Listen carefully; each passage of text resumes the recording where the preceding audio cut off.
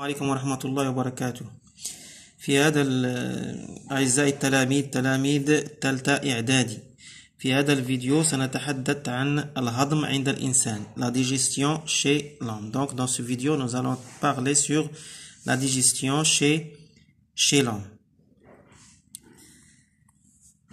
La digestion, c'est la transformation des aliments en nutriments.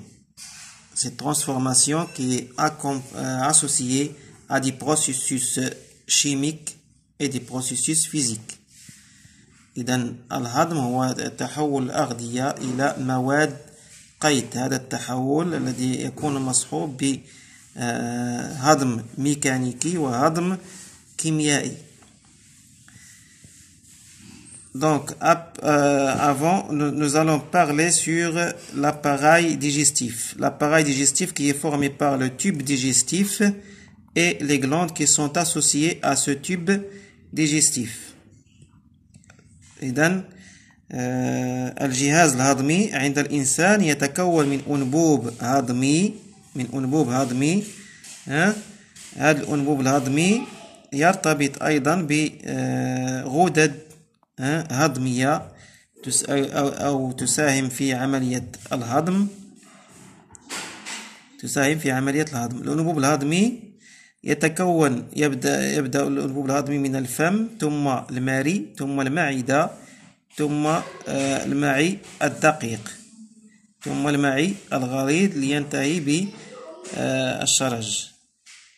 Donc, le tube digestif est formé, débute par la bouche, puis l'œsophage, puis l'estomac, puis l'intestin grêle, puis le gros intestin qui se termine par l'anus.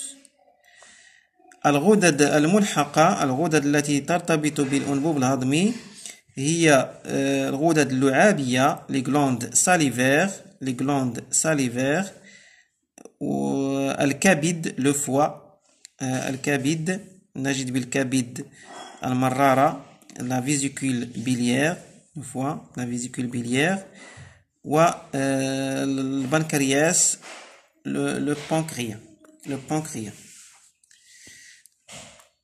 Donc, on va commencer par la digestion au niveau de la bouche. سنبدأ بالهضم على مستوى الفم. ماذا يحدث على مستوى الفم؟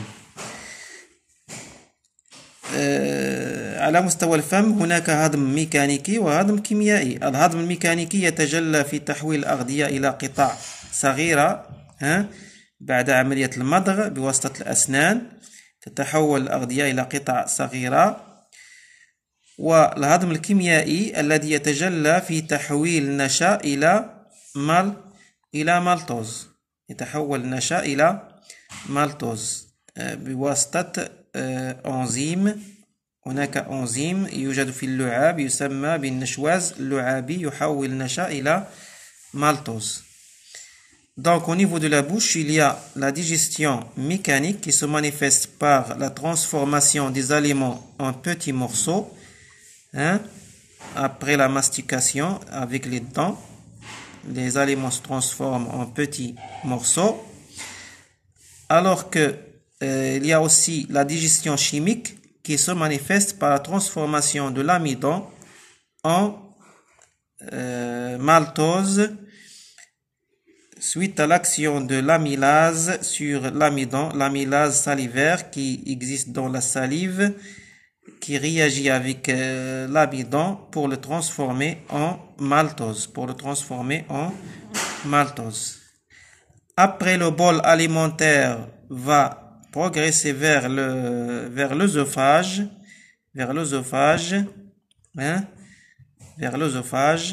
pour arriver au niveau de l'estomac. إذن اللقمة الغذائية تنتقل إلى المريء، تتنقل عبر المريء بواسطة تقلصات عضلات المريء تدفعها نحو المعدة. إذن هنا على مستوى المعدة تتعرض اللقمة الغذائية لهضم ميكانيكي وهضم كيميائي. الهضم الميكانيكي يتجلى في موجات التقلص على مستوى جدار المعدة التي تؤدي إلى خلط الأغذية مع العصارة المعدية والهضم الكيميائي الذي يتجلى في تأثير العصارة المعدية على البروتيدات لتحولها إلى عديد البيبتيد. Donc, au niveau de l'estomac, les aliments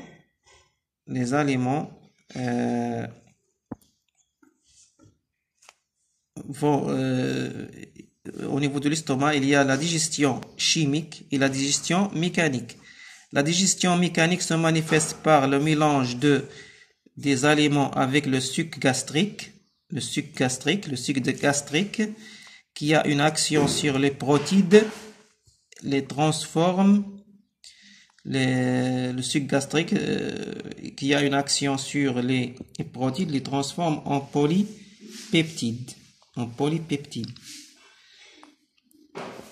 Le suc gastrique est formé par le pepsine et HCl qui est un acide fort. Donc, dans un milieu acide, le pepsine transforme les protides en polypeptides. بعد ذلك الأغذية تنتقل من المعدة نحو المعي الدقيق حيث تتعرض بشكل كبير للهضم الكيميائي. هذا الهضم الكيميائي يتم بواسطة العصارة البنكرياسية وعصارة المعي الدقيق نفسه، وكذلك مساهمة إفرازات الكبد تسمى بالصفراء. هذه الصفراء ليست بعصارة هضمية ولكن لها تأثير فيزيائي على القطيرات الكبيرة من الدهون، تحولها إلى قطيرات صغيرة حيث يسهل التأثير عليها بواسطة أنزيم يسمى أنزيم الليباز الذي يحول الدهون إلى أحماض دهنية زائد glycérol.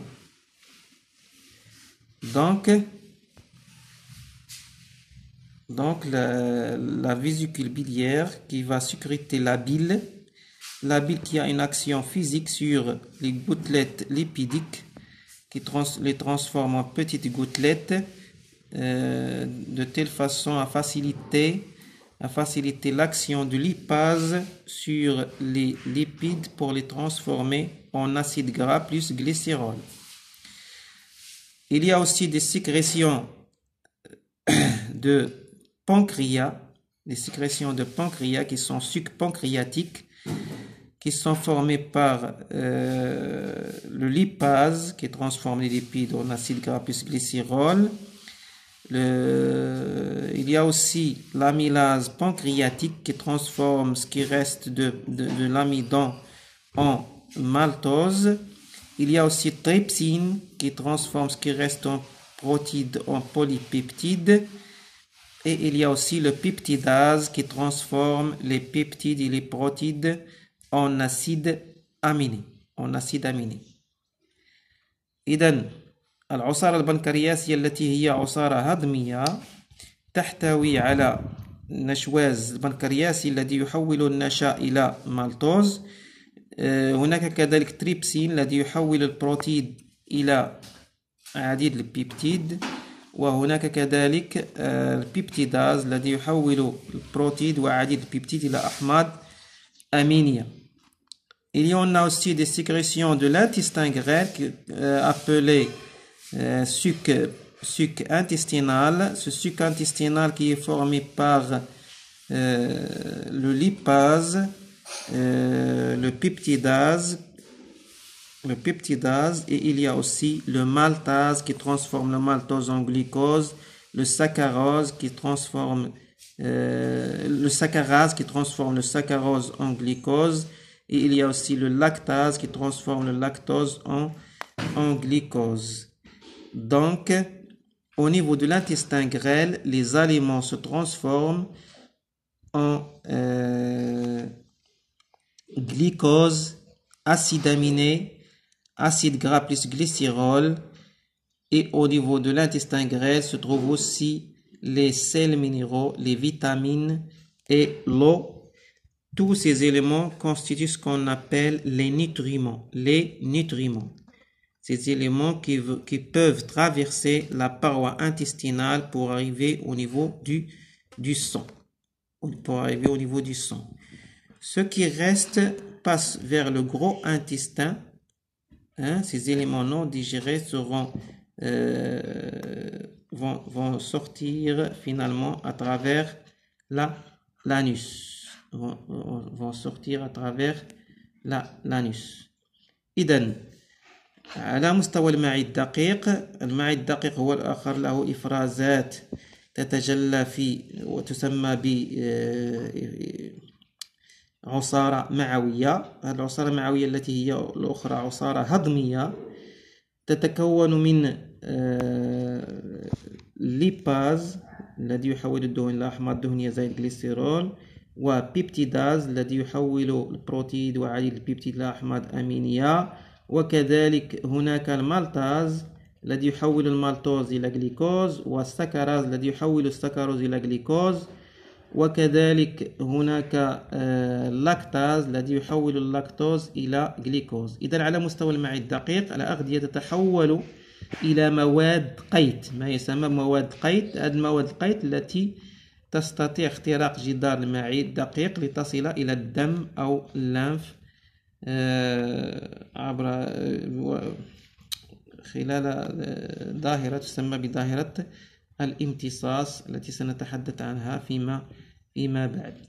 أما ما تبقى من الأغذية التي لم يتعرض للهضم